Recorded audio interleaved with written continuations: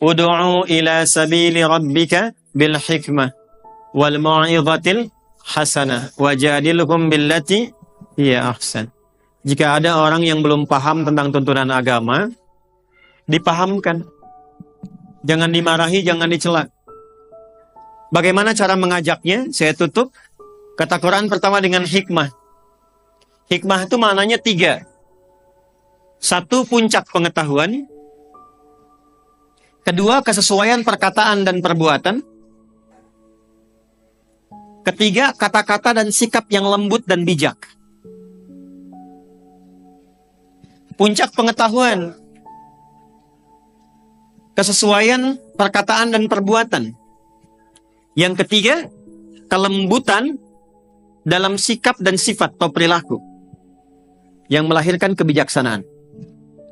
Langsung praktekkan. Maaf Bu, tadi sudah pernah mengalami ya, kalau ada anak-anak gitu, anak rewel macam-macam, ibu pernah marah? Marahnya benci atau sayang? Bayi nangis rewel terus, bayi baru lahir, apa ibu bentak? Diam kamu gitu? Tidak. Ibu pukul? Tidak. Yang keluar apa? Sayang, kan? Dipeluk dan sebagainya. Ada kondisi itu yang diisyaratkan dalam Quran, kadang-kadang dibalik supaya kita diberi kesempatan memberikan bakti dan keutamaan kepada orang tua yang telah merawat dari kecil itu. Nanti ada kondisi orang tua yang kembali kepada sifat kanak-kanak itu. Maaf Bu, kalau anak-anak senang dunia tidak? Senang. Mama. Lihat mobil-mobilan, pengen mobil-mobilan. Lihat pengen permen, pengen permen. Keluar dari sini lihat balon, pengen balon. Nanti ada orang tua yang kekanak-kanakan. Lihat tas baru, pengen tas baru. Ya, lihat ini butuh juga, kadang enggak, tapi pengen. Seperti halnya dulu orang tua kepada anak tidak pernah membentak, memukul dan sebagainya, maka balikan itu dengan hikmah. Datang pada orang tua. Caranya bagaimana? Puji dulu, ucapkan terima kasih dulu, praktekkan Quran surah ke-46 ayat 15. Masya Allah, rasanya tidak ada deh di muka bumi ini yang paling aku sayang kecuali mama. Terima kasih sudah membimbing, melahirkan, merawat, menyayangi. Sambil dipeluk, sambil dipijitin. Mah, tolong doakan ya, aku jadi anak yang soleh. Itu melembutkan dulu hatinya. Lembutkan hatinya dulu.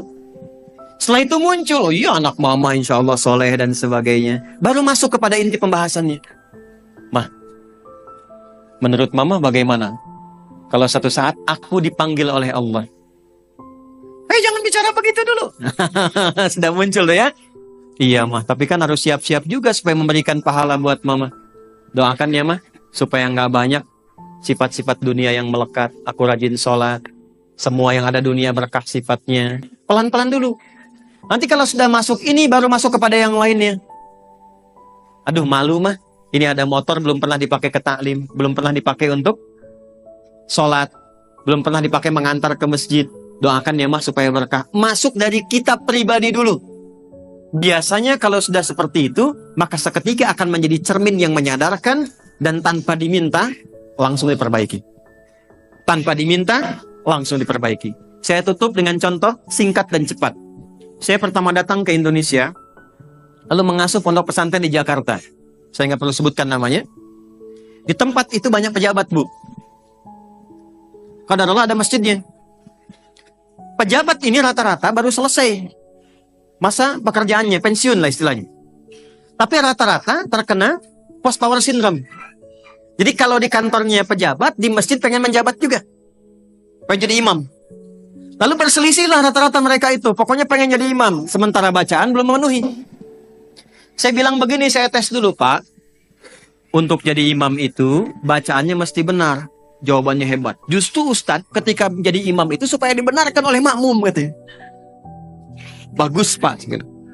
Saya kasih Bapak cara supaya Bapak nanti jadi imam lebih hebat lagi.